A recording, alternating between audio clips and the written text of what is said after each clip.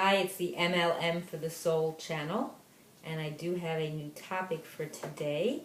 But before I begin, I wanted to say, may the words and expressions of my mouth and the thoughts and meditations of my heart find favor and acceptance before you, Hashem, and some people to thank who have helped me on my journey.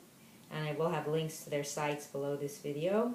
They are Rabbi Lazer Brody, Rabbi Shalom Arish, Rabbi Yosef Mizrahi, Rabbi Eli Mansour, Rav Daniel Asore, Rabbi Alona Nava, Yuval Ovadia, Nissim Baruch Black, David Sachs, and Jews for Judaism, Rabbi Michael Skobac.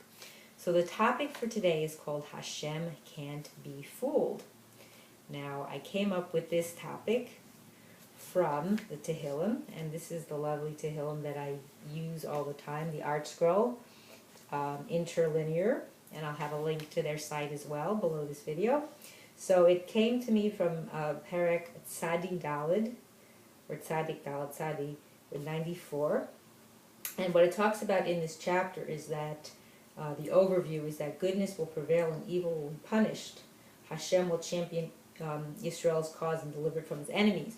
So what it talks about here, and then some of it I will read, is that the evil people, what they say is, V'yomer lo yireh ka, Hashem's name, Yud-Hey, lo yavin Elokei Yaakov, that see not will Hashem, understand not will the God of Yaakov. So what we're saying here, the evil people think that because the temple was destroyed, Hashem's power had been diminished, and his four-letter name was reduced to the Yud-Hey, and they left off the other part.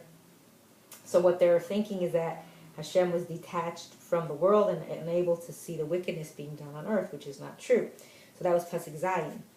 Then Pasuk Ches goes on, Binu bo arim ba'am uchesila matai taskilu. Understand, you boors among the people, and you fools, when will you gain wisdom?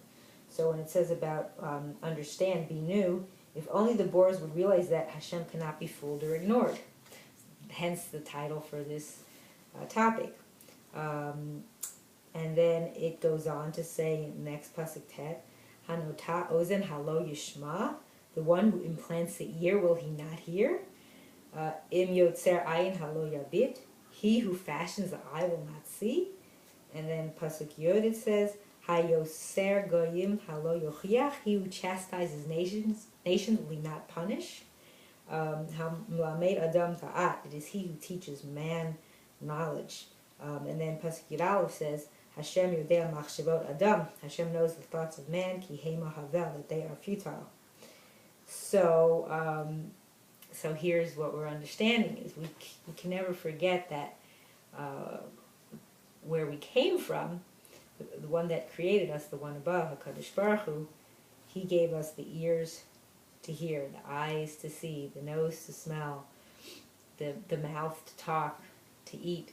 So he is the one who fashioned all these things. So would you think that he himself does not see or hear or notice things? Of course, Hashem is not physical. He doesn't have any physical makeup. He has no image, no likeness, no anything. There's nothing you can put to him as far as any kind of, because that's not actually, that according to the Torah, that's not considered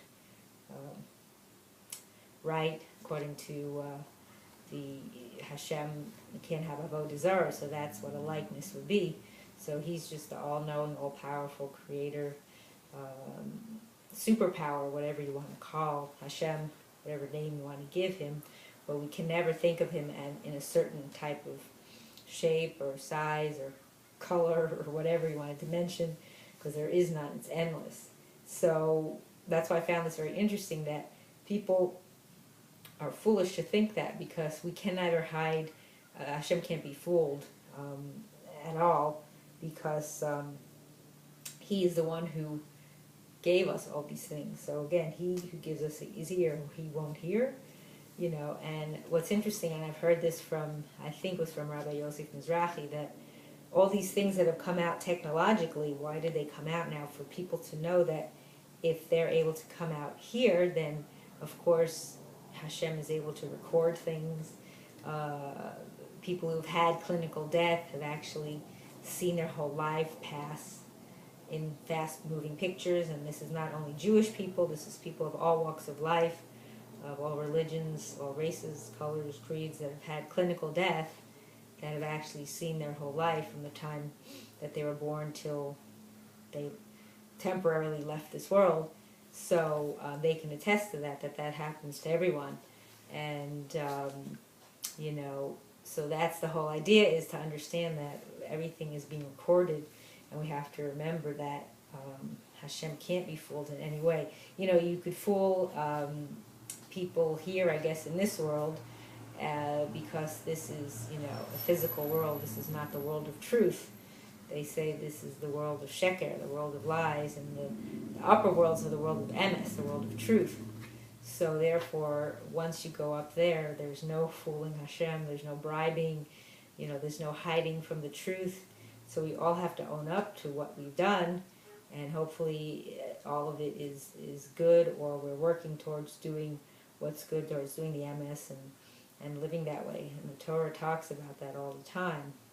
And we have to try to encourage ourselves and encourage each other to do that, to remember that, everything is taken into account, everything is accounted for.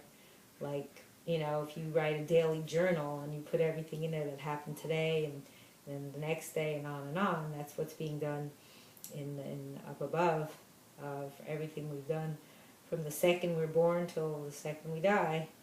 It's all up there, and it's hard for us to imagine that, but it is. And we have to be accountable, and that's why it's best to go through your day and each day before you go to sleep, so that you can see if you did things that you need to ask for forgiveness from Hashem, or if you do something to somebody, maybe hurry up and right away ask them to forgive you, because if you wait too long, you'll forget what it is that happened. And like this, it clears your page for that day in your life, that once you already confess or ask to make amends for it, it's not counted in your book, so to speak, in your book of life. So and then it continues, just to read a couple more lines here.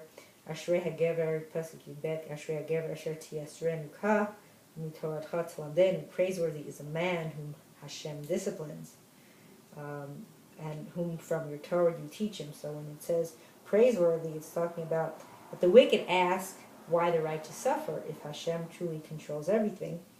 The psalmist answers that Hashem afflicts the righteous only when it is to their benefit, to correct them, to make them realize the futility of physical pleasures, or to atone for their sins, according to Radak and Erie.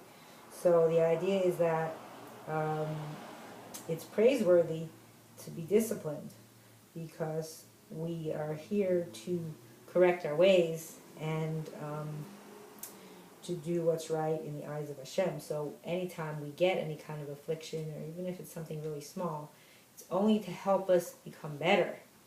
So any little thing is really for our betterment, not, chas v'shalom, for it to be worse, but to improve ourselves and to do what's right and correct, so that we can receive reward in the next world. Here is the olam ha'asiyah. Here is where we do things. There, in the next world, is where we receive the goodness of all that we've done to get our reward. So we want to do as much as we can for that to happen. So I want to just say in closing that I pray that we all can realize that we need to do what's right and what's correct and what's the truth in this world, and do as much mitzvot and as much kindness as we can to others, and that we will all merit to live and to see the coming of the Mashiach and the rebuilding of our everlasting third Beis HaMikdash, b'mheira b'yameinu, speedily in our days. Amen, and thank you for watching.